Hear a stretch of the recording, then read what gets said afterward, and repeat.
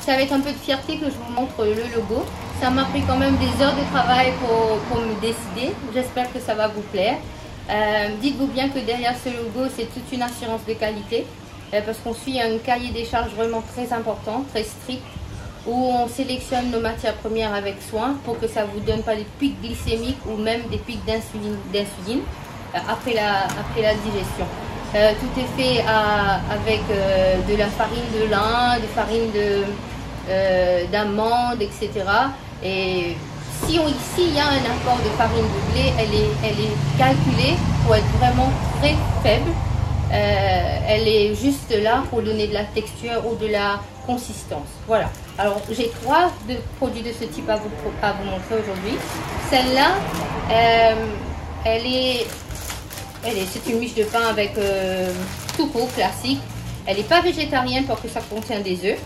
Nous avons par contre 2 autres qui sont véganes, en plus d'être faibles en féculents. Du coup, c'est aussi keto friendly. Je vais découper les 3 pains. Je vais vous montrer la texture à l'intérieur. Vous allez voir que c'est véritablement un pain. C'est pas kiki du tout. Il y a l'élasticité et la résistance du pain.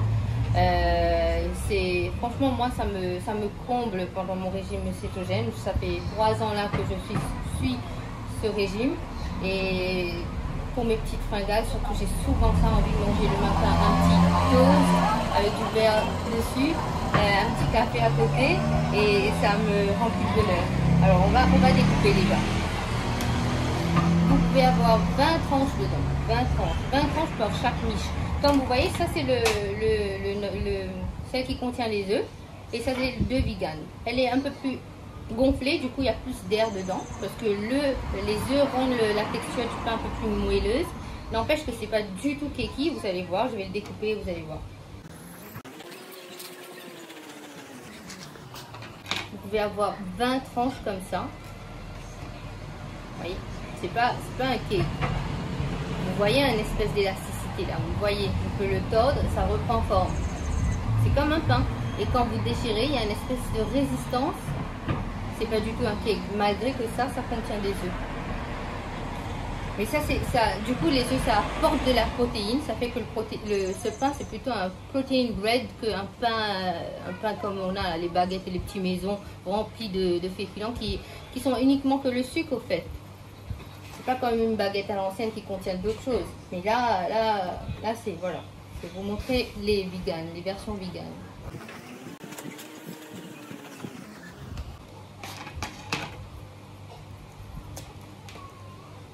La différence entre celle-là et l'autre, c'est juste qu'ici, c'est composé de graines. Il y a des pumpkin seeds, des graines de, comment on dit ça, petits ronds, sésame noir et sésame blanc.